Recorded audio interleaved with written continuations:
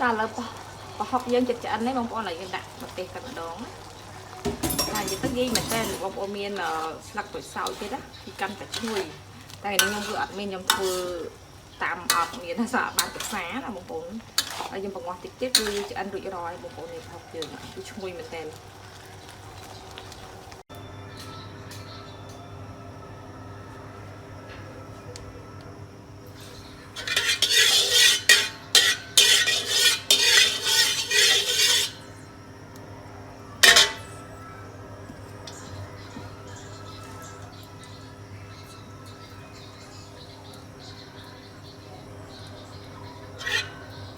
ខ្ទឹមស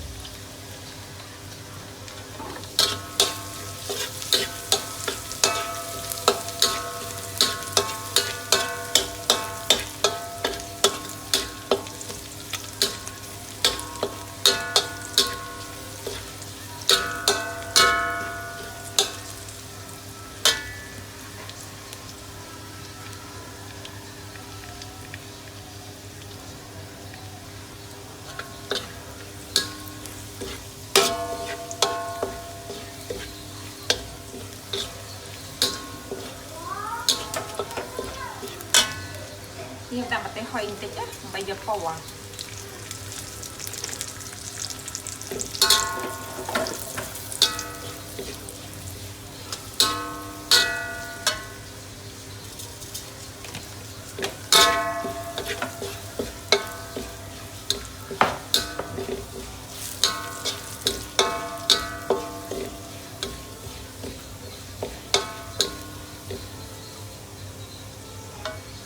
នេះប្រហុកពេញសាច់ជ្រូកនឹងច្រាំរបស់យើងណាបងប្អូន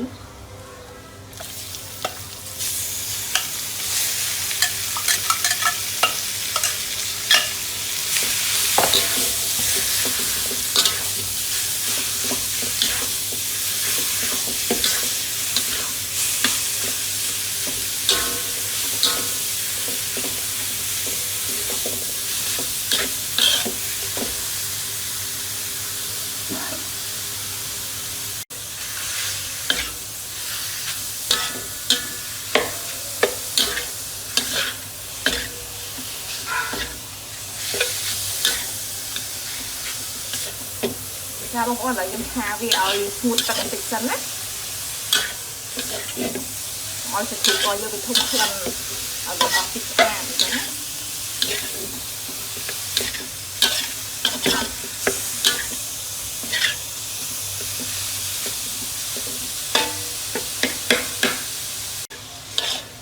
ចាបងប្អូនឥឡូវនេះខ្ញុំឆាមកសន្ទុះធំហើយសាច់របស់យើងវាស្ងួតហើយចាឥឡូវខ្ញុំចាប់ផ្ដើមដាក់ប្រហុកណាចាប្រហុកនេះគឺប្រហុកយើងច្រាំ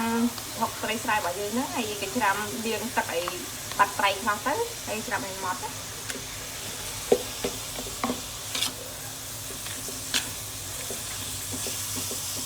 ចាយើងឆាវាឲ្យចូលជាតិជាមួយសាច់ជ្រូកណា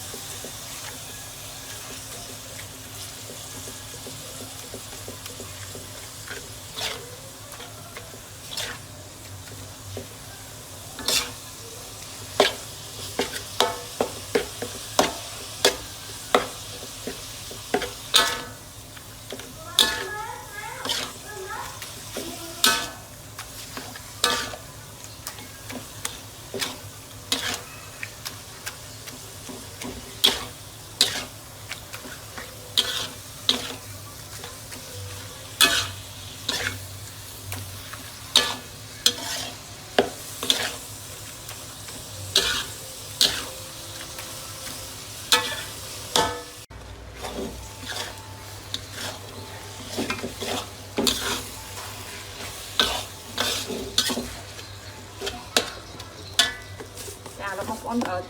សាច់ជ្រូកយើងឆាមកសន្ទុះធំហើយឥឡូវយើងចាប់ផ្ដើមដាក់ស្ករដាក់ដល់2នាទីទេស្ករសแล้วគ្រឿងរបស់យើងគឺប៊ីចេងកាមកសុខវាកន្លះ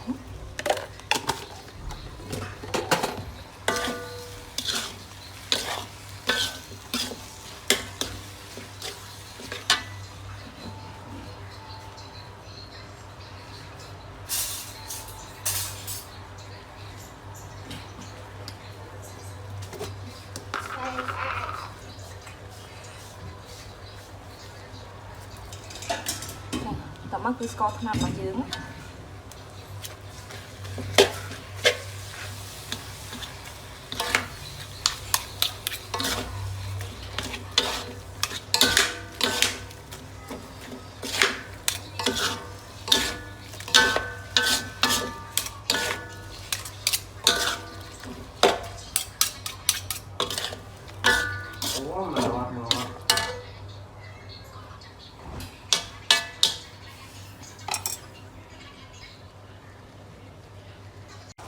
ចាឥឡូវប្រហុកយើងចិត្តឆ្អិននេះបងប្អូនឡើយយើងដាក់ម្ទេសតែម្ដងតែនិយាយទៅងាយមែនតើបងប្អូនមានស្លឹកក្រូចសើចទៀតណាគឺកាន់តែឈ្ងុយតែខ្ញុំគឺអត់មានខ្ញុំធ្វើតាមអត់មានថាសាបានពិសាណាបងប្អូនហើយខ្ញុំបង្ងាស់តិចទៀតគឺឆ្អិនរួចរាល់បងប្អូននេះប្រហុកយើងគឺឈ្ងុយមែនតើចាឥឡូវខ្ញុំចាក់ទឹកបន្តិចបងប្អូនបង្ងាស់វាដើម្បីឲ្យវាចូលគ្រឿងល្អ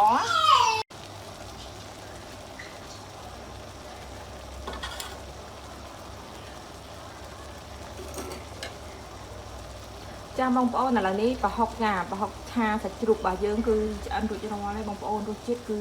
ចាប្រៃហើយផ្អែមជាមួយនឹងហឹរតិចតិចណាបងប្អូនចាអញ្ចឹងឆាប្រហុករបស់យើងគឺងាយស្រួលធ្វើមែនតើក៏ប្រហែលបងប្អូននេះគឺ